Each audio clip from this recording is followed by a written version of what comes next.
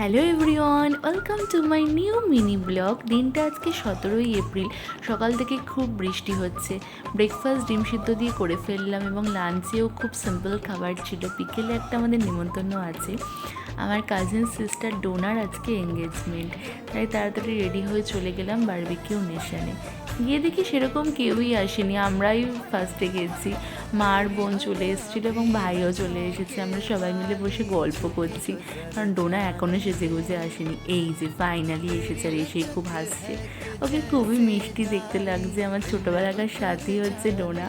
খুবই ঝগড়া করতাম, মারপিট করতাম, আবার একসাথে খেলাও করতাম। আজ থেকেও মিস থেকে মিসেস হয়ে গেল, নতুন একটা জীবনে পা দিল। ওর জন্য খুবই শুভকামনা রইল।